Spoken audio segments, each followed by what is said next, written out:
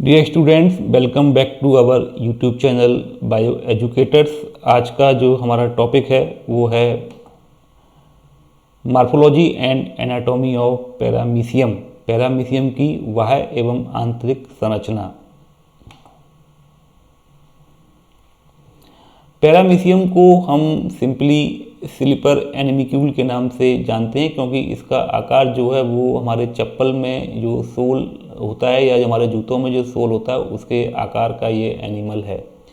Paramecium की लगभग 10 जातियां ज्ञात हैं। इनमें से कुछ जातियों के नाम मैंने यहाँ पर लिखे हुए हैं। पैरामीशियम कॉर्डेटम, इसमें 2 न्यूक्लियस पाए जाते हैं।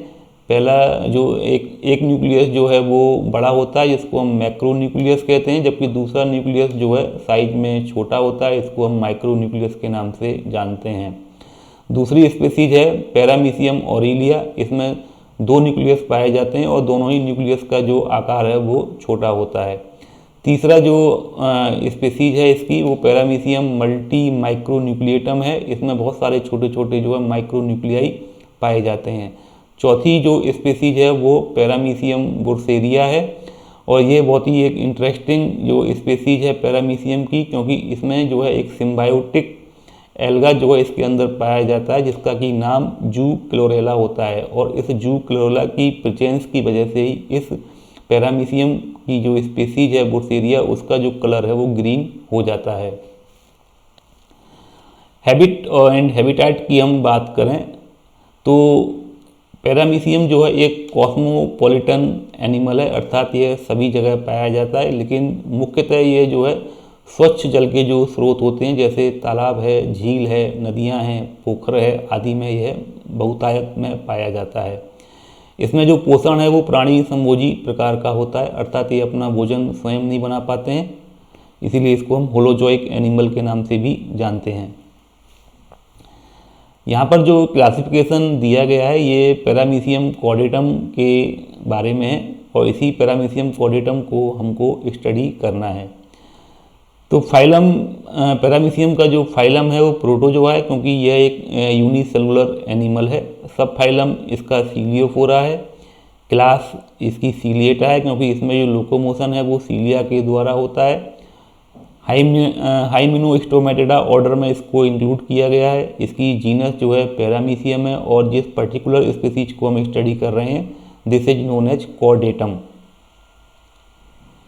मार्फोलॉजी एंड एनाटॉमी में हम लोग करीब ये लगभग 8 पॉइंट को हम लोग यहाँ डिस्कस करेंगे, जिसमें देखिए shape and size, oral groove, pellicle, cilia, cytoplasm, nucleus, food vacuoles and contractile vacuoles के बारे में हम लोग स्टडी करेंगे। यह पैरामीशियम का एक स्ट्रक्चर है, ये फिगर दिया हुआ है। यहाँ पर आप देख सकते हैं कि इसमें इसका ये एंटीरियर एंड है और ये पोस्टीरियर एंड है, और यहाँ पर ओरल ग्रुप होता है, इसको हम वेंट्रल सरफेस कहते हैं, और ओरल ग्रुप के अपोजिट जो सरफेस है वो डोर्सल साइड कहलाती है। तो आइए इसके जो मार्फोलॉजी के बारे में हम जो पॉइंट्स हैं उसको एक एक करके यहाँ पर डिस्कस करते हैं। शेप एंड साइज की बात करें तो पैरामीशियम कॉर्डेटम जो है वो सबसे बड़ी स्पीसीज है, जिसकी लंबाई जो है 170 से 290 माइक्रोन तक होती है। इसकी आकृति जैसे हमने बताया था कि स्लीपर के आकार का होता है, और इसकी जो आकृति है वो स्थायी होती है लेकिन एसिमेट्रिकल होती है। इसका शरीर लंबा होता है, अग्र सिरे पर यह कुंद होता है और पश्च सिरे पर कुछ नुकीला होता है। देखिए अग्र सिरे पर देखें तो पैरामीशियम का जो शेप है वो थोड़ा सा ब्लंट शेप है, जबकि पश्च सिरे पर यह थोड़ा सा पॉइंटेड हो जाता है। ओरल ग्रुप की बात करें तो देखिए शरीर की जो अधर सतह पर स्पष्ट तिरछा गर्त होता है, जिसे हम मुख खांच कहते हैं। देखिए जो इसकी वेंट्रल सरफेस है इस पर एक पूरा तिरछा ओरल ग्रुप बना हुआ है, और यह जो है शरीर के मध्य भाग से स्टार्ट होता है और पीछे की ओर जाता है। मुख खांच पीछे की ओर कुछ गहरी होकर शंकु आकार तुम्बिका में खुलती है। ये ओरल ग्रुप है, ये वेस्टिब्यूल में खुल जाती है, और वेस्टिब्यूल जो है वो बक्कल कैविटी में खुलती है, और बक्कल कैविटी जो है फिर वो साइटोस्टोम के द्वारा साइटोफेरिंक्स में खुल जाती है, जैसा कि हम इस भाग में देख सकते हैं। ये देखिए ये this structure is known as oral group. This structure is known as vestibule. Vestibule open into the buccal cavity. और बक्कल कैविटी जो है वो साइटोस्टोम के द्वारा साइटोफेरिंक्स में खुल जाती है और इसी देखिए साइटोफेरिंक्स में ही फूड वैक्यूल का निर्माण होता है। पेलिकल जो है वो एक हार्ड कवरिंग होती है जो कि पैरामीशियम के शरीर के चारों तरफ पाई जाती है। यह पेलिकल जो है वो लिविंग होती है, रिजिड होती है और इलास्टिक इन नेचर होती है। पेलिकल की बाहरी सतह पर नियमित रूप से हमको हेक्सागोनल गर्त दिखाई पड़ते हैं। देखिए ये हम देखें तो ये पूरा पैरामीशियम के चारों तरफ एक हार्ड कवरिंग है जिसको पेलिकल के नाम से हम जानते हैं। ये पूरी हार्ड कवरिंग है जो कि पैरामीशियम की बॉडी को पूरी तरह से कवर्ड रखती है। सीलिया, देखिए अगला पॉइंट हमारा सीलिया है जिसको हिंदी में हम पक्षमाप के नाम से जानते हैं। पैरामीशियम के शरीर पर जो है अनकाउंटेबल या बहुत ज़्यादा जो है महीन और छोटे छोटे हेयर लाइक स्ट्रक्चर्स होते हैं जो कि अनुदैर्ध्य कतारों के रूप में लगे रहते हैं। इनको हम सीलिया के नाम से जानते हैं। इनकी लंबाई जो है 10 से 16 माइक्रोन तक होती है। पश्च सिरे पर कुछ लंबे सीलिया पाए जाते हैं जो कि कॉर्डल टफ्ट का निर्माण करते हैं। शरीर की संपूर्ण सतह पर इन सीलिया की जो संख्या है वो 10,000 से लेकर 14,000 तक हो सकती है। देखिए ये हेयर लाइक स्ट्रक्चर आप देख रहे हैं पैरामीशियम के शरीर से निकले हुए हैं। ये इसके लोकोमोटरी ऑर्गन्स हैं और इन लोकोमोटरी ऑर्गन्स इनको हम सीलिया के नाम से जानते हैं। और ये सीलिया जो है पोस्टीरियर एंड पर अगर देखें तो इनका साइज जो है थोड़ा सा यहाँ पर बढ़ जाता है और इनकी संख्या भी यहाँ पर ज़्यादा होती है। और ये सारे जो पोस्टीरियर जो सीलिया हैं वो मिलकर कॉर्डल टफ्ट बनाते हैं, और इसी कॉर्डल टफ्ट की वजह से ही इस स्पीसीज का नाम जो है पैरामीशियम कॉर्डेटम पड़ा है। साइटोप्लाज्म जो है पेलिकल के नीचे जो है इनकी बॉडी में जो है एक द्रव भरा रहता है जिसको हम कोशिका द्रव के नाम से जानते हैं। और ये कोशिका द्रव जो है दो प्रकार का होता है, एक्टोप्लाज्म और एंडोप्लाज्म। एक्टोप्लाज्म जो है बाहर की ओर या पर्दे की तरफ होता है, ये स्वच्छ होता है एवं गाढ़ा भाग होता है। जबकि एंडोप्लाज्म जो है यह केंद्रीय भाग है ये कि जो कि एक्टोप्लाज्म के नीचे की ओर पाया जाता है। यह ग्रेनुलर होता है और इसमें बहुत सारे जो है सेल ऑर्गेनेल्स जैसे mitochondria, Golgi body, ribosome, food granules, contractile vacuoles आदि पाए जाते हैं। देखिए अगला हमारा जो पॉइंट है वो न्यूक्लियस है। पैरामीशियम में जो है न्यूक्लियस जो है दो प्रकार के होते हैं। पैरामीशियम कॉर्डेटम में जो न्यूक्लियस है वो दो प्रकार के हैं। एक न्यूक्लियस जो है बड़ा होता है जिसको हम मैक्रो न्यूक्लियस कहते हैं, तो दूसरा जो न्यूक्लियस है वो छोटा होता है जो कि माइक्रो न्यूक्लियस के नाम से जाना जाता है। जो मैक्रो न्यूक्लियस होता है उसकी आकृति जो है किडनी के आकार की होती है और ये पैरामीशियम के शरीर में होने वाली जो उपापचयी क्रियाएं होती हैं उनको कंट्रोल करता है। और इसकी जो उत्पत्ति होती है वो जनन प्रक्रिया के दौरान लघु केंद्रक से ही इसकी उत्पत्ति होती है। जो दूसरा जो छोटा केंद्रक होता है उसको लघु केंद्रक कहते हैं। लघु केंद्रक जो है गुरु केंद्रक की सतह पर बने गर्त में स्थित होता है। यह सिंपली जो है ओवल इन शेप होता है और यह जनन क्रियाओं को कंट्रोल करता है। देखिए ये दो प्रकार के यहाँ न्यूक्लियस हैं। पैरामीशियम की अगर बॉडी में देखें तो दो प्रकार के न्यूक्लियस हैं। देखिए एक तो मैंने इसको आउटलाइन किया, ये बड़ा न्यूक्लियस है, और दूसरा देखिए ये छोटा न्यूक्लियस यहाँ बना हुआ है। तो बड़े न्यूक्लियस को तो हम मैक्रो न्यूक्लियस कहते हैं, जबकि छोटा न्यूक्लियस जो है वो माइक्रो न्यूक्लियस कहलाता है। माइक्रो न्यूक्लियस ही जो पैरामीशियम की जितनी भी रिप्रोडक्टिव एक्टिविटी है उनको कंट्रोल करता है।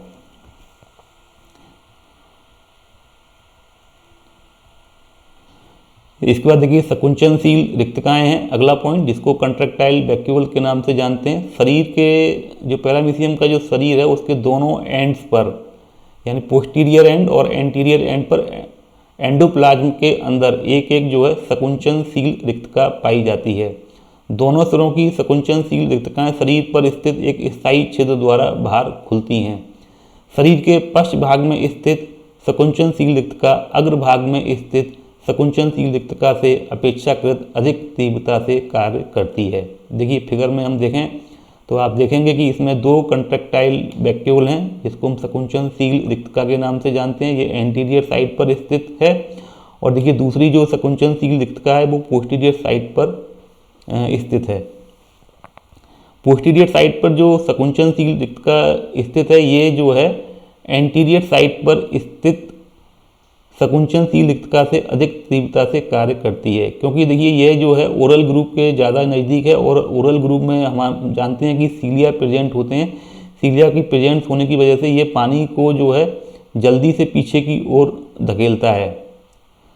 तो इस सरप्लस पानी को बाहर निकालने के लिए जो पोस्टीरियर साइड पर जो कंट्रैक्टाइल वैक्यूल या संकुचनशील रिक्तका है उसको अधिक तीव्रता से कार्य करना पड़ता है।